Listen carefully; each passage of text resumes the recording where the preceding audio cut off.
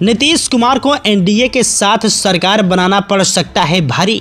तो क्या लोकसभा चुनाव से पहले बिखर जाएगी बीजेपी गठबंधन की सरकार? जेडीयू के अंदर मची बवाल से नीतीश हुए परेशान। बता दें, बिहार में हाल ही में सत्ता बदल का जो खेल हुआ वह तो सिर्फ ट्रेलर था, असली खेल तो अभी भी बाकी है। नीतीश कुमार ने महागठबंधन से अलग होकर एनडीए के साथ सरकार बना ली, केन प्राकरण विश्वास मत भी हासिल कर लिया।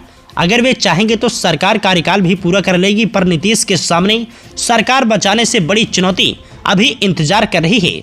वे भी इस बात को जरूर समझते होंगे। जेडीयू के कई विधायक सांसदी का चुनाव लड़ना चाहते हैं। उनके बोल वचन अपनी ही पार्टी या सरकार के बारे में जैसे निकल रहे हैं, उसे साफ शब्दों में बगावती तेवर कहा जा सकता है। दरअसल जेडीयू के विधायक हैं डॉक्टर संजीव कुमार। नीतीश कुमार से उनकी नाराजगी है या नहीं, यह तो वे ही जाने, लेकिन उनके अंदाज से तो यही लगता है कि वे पार्टी नेतृत्व से खार खाए हुए हैं। विश्वास मत के दौरान संजीव को लेकर खूब ढोल बजा। कहा गया है कि वे आरजेडी के इशारे पर नीतीश को पटखनी देने वाली जमात में शामिल हो गए थे। जेडीयू के 2 विधायकों की खरीद फरोख्त का आरोप उन पर लगा है। संजीव कुमार के खिलाफ दर्ज मामले की जांच ईओयू को सौंप दी गई है। दरअसल जेडीयू के विधायक हैं डॉक्टर संजीव कुमार। नीतीश कुमार से उनकी नाराजगी है या नहीं, यह तो वे ही जाने, लेकिन उनके अंदाज से तो यही लगता है कि वे पार्टी नेतृत्व से खार खाए हुए हैं। विश्वास मत के दौरान संजीव को लेकर खूब ढोल बजा। कहा गया है कि वे आरजेडी के इशारे पर नीतीश को पटखनी देने वाली जमात में शामिल हो गए थे। जेडीयू के 2 विधायकों की खरीद फरोख्त का आरोप उन पर लगा है। संजीव कुमार के खिलाफ दर्ज मामले की जांच ईओयू को सौंप दिया गया है। हालांकि तमाम शिकवा शिकायत के बावजूद वे विश्वास मत में शामिल हुए, नीतीश का साथ भी दिया।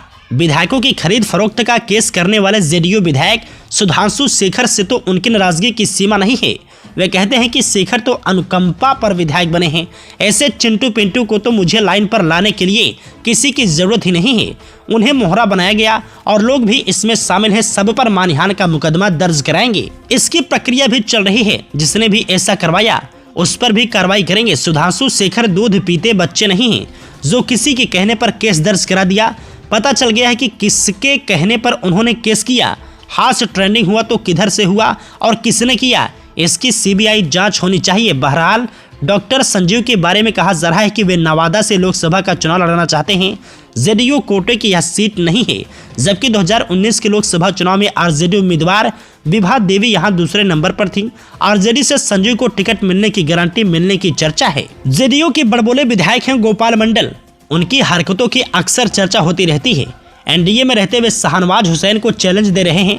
कह रहे हैं कि भागलपुर से उन्हें कई बार जिता दिया, इस बार हम ही भागलपुर से चुनाव लड़ेंगे।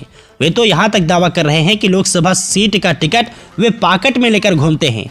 नीतीश कुमार से वे कई मौकों पर अपनी नाराजगी का इजहार भी कर चुके हैं, इस्तीफा देने की धमकी भी दे चुके हैं। जिस आत्मविश्वास से वे भागलपुर से लोकसभा चुनाव लड़ने की बात कर रहे हैं, उससे लगता है कि उन्हें आरजेडी ने आश्वस्त कर दिया है, इसलिए कि एनडीए में तो अभी तक सीटों का बंटवारा ही नहीं हुआ है। वैसे भी भागलपुर में पहली दावेदारी बीजेपी की ही बनती है।